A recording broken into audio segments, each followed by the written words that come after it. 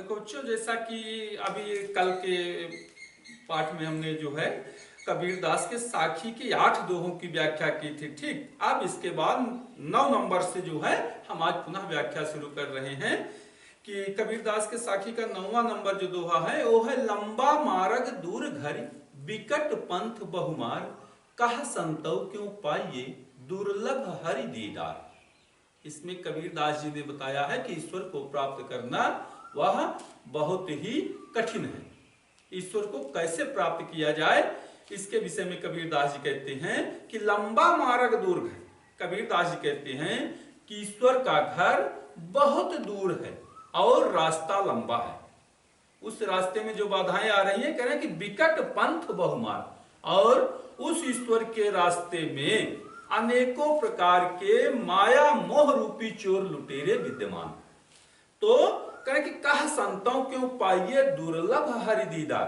तो हे सज्जन व्यक्तियों, आप ही बताइए ईश्वर का दर्शन कैसे संभव है। माने ईश्वर के रास्ते में माया मोह जो है ये हमको सबसे बड़ी रुकावट उत्पन्न करता है, सबसे बड़ी बाधा उत्पन्न करता है। पुनः एक बार, लंबा मार्ग दूर है। कबीर दास जी कहते हैं कि ईश्वर का घर बहुत दूर है और रास्ता लंबा है, तथा विकट पंथ बहुमार, उस रास्ते पर अनेकों प्रकार के चोर लुटेरे विद्यमान हैं।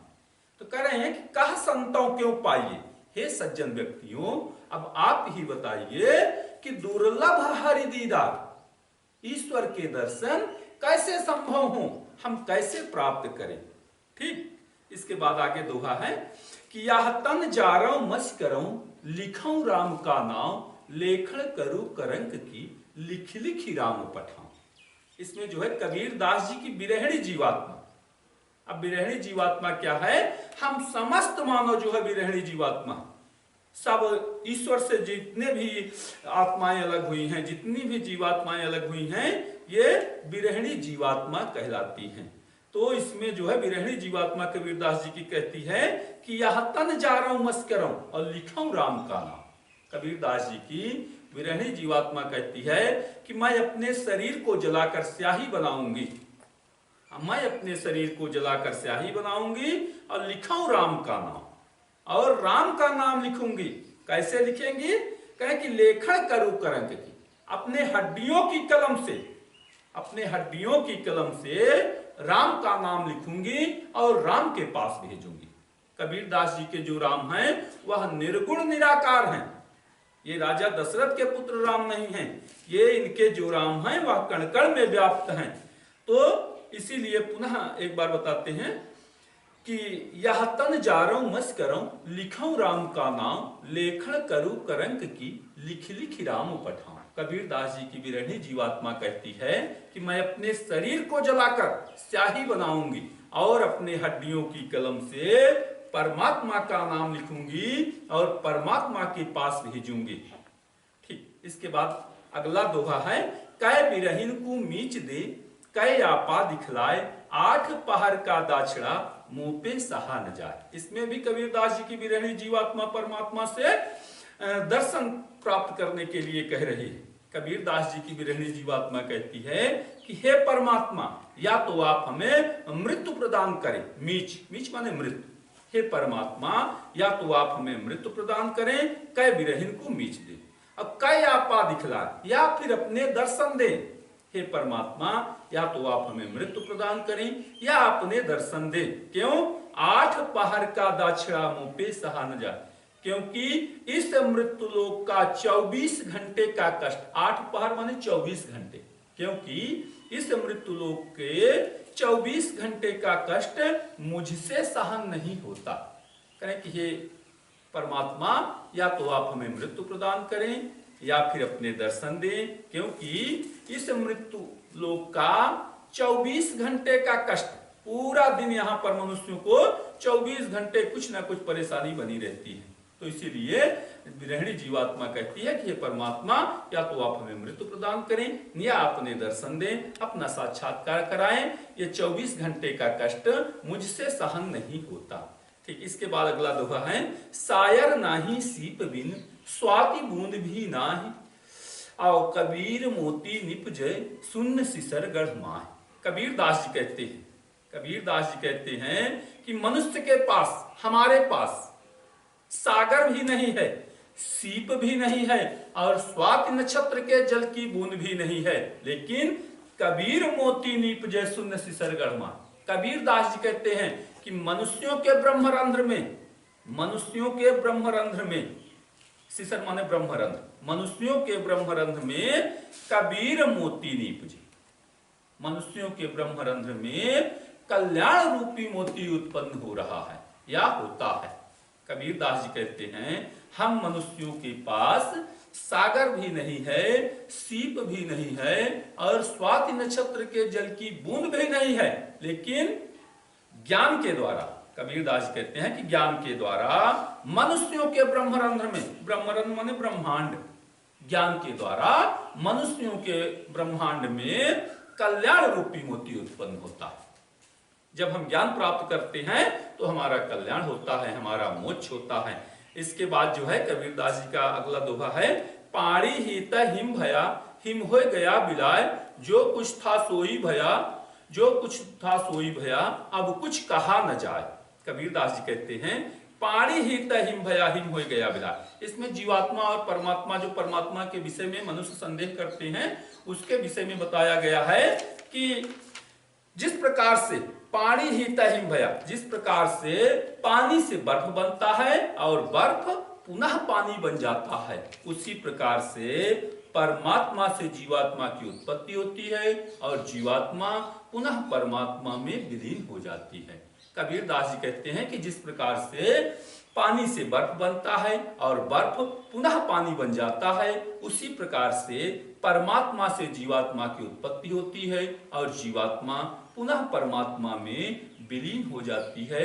इसमें मनुष्यों को किसी प्रकार का शंका और संदेह करने की आवश्यकता नहीं है, वाद विवाद करने की आवश्यकता नहीं है, तर्क करने की आवश्यकता नहीं है। ठीक, अगला दोहा है, पंख उड़ाड़ी गगन को, प्यंड रहा परदेश, पानी पिया चंच बिन, भूल गया यह देश। इसमें कबीरदास जी ने कि जीवात्मा बताती है कि जब मनुष्य यहाँ बिना इंद्रियों के सहारे के, बिना विषय वासना का सहारा लिए, बिना इंद्रियों का सहारा लिए जब अपने कर्तव्यों को करता है तो वह इस मृत्युलोक के बंधन से छूट जाता है। कबीरदास जी कहते हैं कि पंख उड़ाड़ी गगन को, प्यंड रहा परदेश। कबीरदास जी की जीवात्मा कहती है कि पक्षी रूपी जीवात्मा योग विद्या के द्वारा या कर्म विद्या के द्वारा आकाश मंडल को चली गई। पंख उड़ाड़ी गगन को, पक्षी रूपी जीवात्मा कर्म विद्या के द्वारा आकाश मंडल को चली गई और फिर पानी पिया चंचबिन, फिर वहां पर आकाश मंडल में वह बिना इंद्रियों के सहारे अमृत रस का पान किया, ईश्वर के रस का पान किया, भूल गया यह देश। अब पुनः वह इस मृत्युलोक में आना भूल गया, अर्थात अब वह पुनः इस मृत्युलोक में वापस नहीं आएगा।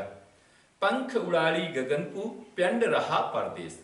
कबीरदास जी कहते हैं कि पक्षी रूपी जीवात्मा, चाहे योग विद्या का हो चाहे कर्म विद्या का हो, योग विद्या के द्वारा अथवा कर्म विद्या के द्वारा आकाश मंडल को चली गई और फिर वहां पर पानी पिया चंचबिन, फिर वहां पर बिना इंद्रियों के सहारे मानसरोवर का अमृत रस पान किया। अब भूल गया यह देश, अब वह पुनः इस मृत्युलोक में आना भूल गया, अर्थात अब वह जीवात्मा पुनः इस मृत्युलोक में वापस नहीं आएगी, अर्थात वह अमरत्व को प्राप्त हो गई। ठीक, अगला दोहा है, पिंजर प्रेम प्रकाशिया, अंतरि भया उजास, मुख कस्तूरी महमही, बाणी फूटी बास।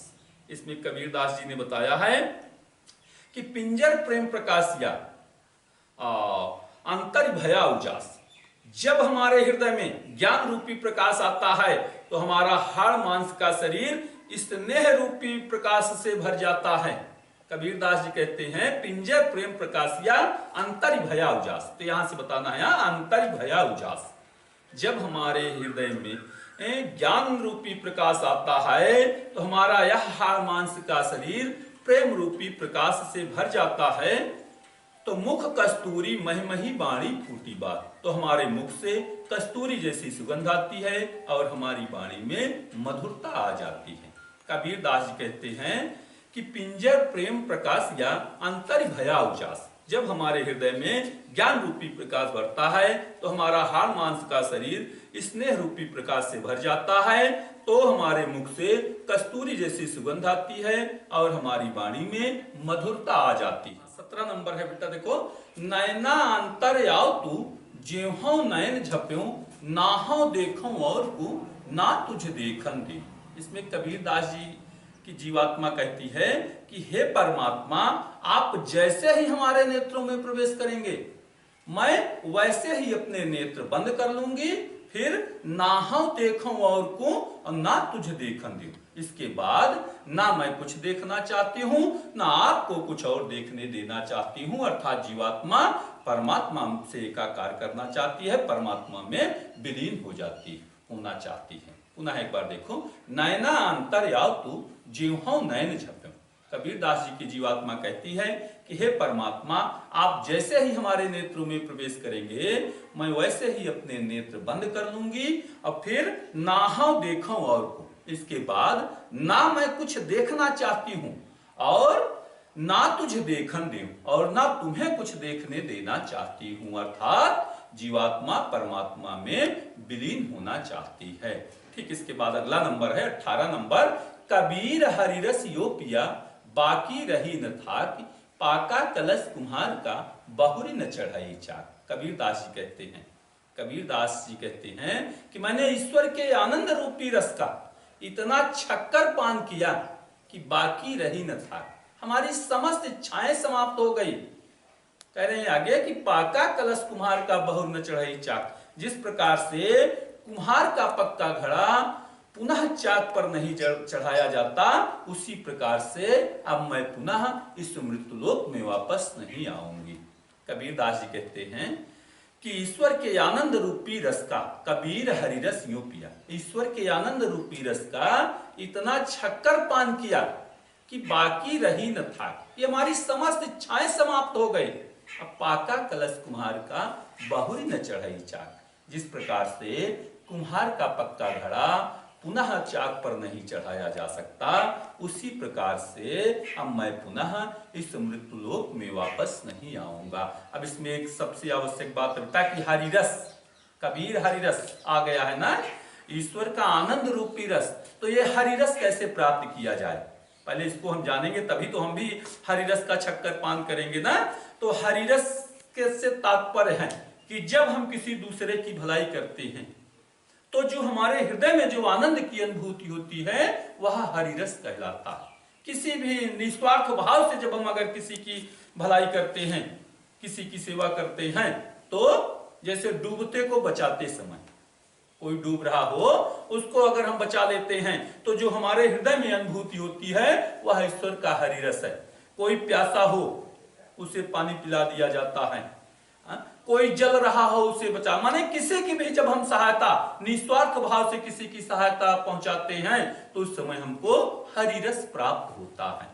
तो इसीलिए कबीर दास जी कहते हैं मैंने ईश्वर के आनंद रूपी रस का, हरिरस का इतना छक्कर पान किया कि बाकी रही न था, हमारी समस्त इच्छाएं समाप्त हो गई। कहें कि पाका कलश कुम्हार का बहुर न चढ़ाई चाक। जिस प्रकार से कुम्हार का पक्का घड़ा पुनः चाक पर नहीं चढ़ाया जाता, उसी प्रकार से अब मैं भी पुनः इस मृत्युलोक में वापस नहीं आऊंगा। इसके बाद अगला दोहा है, हेरत हेरत हे सखी रहा कबीर हिराय बूंद समानी समझ में शोकत हेरी जा। कबीर दास जी की जीवात्मा अन्य जीवात्मा सखियों से कहती है कि हे सखियों, मैं परमात्मा को खोजते खोजते स्वयं परमात्मा में विलीन हो गई। जिस प्रकार से बूंद समानी समुद्र में शोकत हेरी जाए, जिस प्रकार से समुद्र में कोई जल की बूंद समाहित हो जाती है तो उसे नहीं खोजा जा सकता, उसी प्रकार से अब मुझे भी नहीं खोजा जा सकता, अर्थात जीवात्मा परमात्मा में विलीन हो गई। ठीक इसके बाद आगे है, कबीर यह घर प्रेम का खाला का घर नाही शीश उतारे हाथ करी सो बैठे घर माए। इसमें कबीर दास जी ने बताया कि ईश्वर के घर में जाने के लिए अपने अहंकार को नष्ट करना पड़ता। कबीर दास जी कहते हैं कि कबीर यह घर प्रेम का, खाला का घर ना है। कबीर दास जी कहते हैं ईश्वर का घर वह प्रेम का घर है, स्नेह का घर है, वह तुम्हारे किसी रिश्तेदार या मौसी का घर नहीं है। शीश उतारे हाथ करी सो बैठे घर मार। ईश्वर के घर में प्रवेश करने के लिए अपने सिर को अपने हाथ में रखकर जाना पड़ता है, अर्थात अपने अहंकार को नष्ट करके ही हम ईश्वर के घर में प्रवेश कर सकते हैं। अगला दोहा है, जब मैं था तब हरि नहीं, अब हरि है मैं नाही, सब अंधियारा मिट गया जब दीपक देखा मार। कबीरदास जी बताते हैं कि जब तक हमारे अंदर अहंकार था तब तक मुझे ईश्वर की प्राप्ति नहीं हुई, अब हरि है मैं नाही। जब हमारा अहंकार नष्ट हो गया तो मुझे ईश्वर की प्राप्ति हो गई। ये संभव कैसे हुआ? सब अंधियारा मिट गया जब दीपक देखा मां। जब मुझे ज्ञान रूपी दीपक की प्राप्ति हुई, ज्ञान रूपी प्रकाश की प्राप्ति हुई, तो हमारे हृदय के समस्त अज्ञानता रूपी अंधकार नष्ट हो गए। पुनः एक बार, जब मैं था तब हरि नहीं, अब हरि है मैं ना। कबीरदास जी कहते हैं जब तक हमारे अंदर अहंकार था तब तक मुझे ईश्वर की प्राप्ति नहीं हुई, अब हरि है मैं ना। जब हमारा अहंकार नष्ट हो गया तो मुझे ईश्वर की प्राप्ति हो गई। फिर आगे करें कि सब अंधियारा मिट गया जब दीपक देखा मां। ये संभव कैसे हुआ कि जब दीपक देखा मां, जब मुझे ज्ञान रूपी प्रकाश की प्राप्ति हुई तो हमारे हृदय के समस्त अज्ञानता रूपी अंधकार नष्ट हो गए। ठीक बच्चों, इसके बाद अब ये कबीर दास के कक्षा 11 की साखी के जितने 21 दोहे थे सबकी व्याख्या पूरी हो गई। अब इसके बाद अगले टर्न में हम कबीर दास जी के पदावली की व्याख्या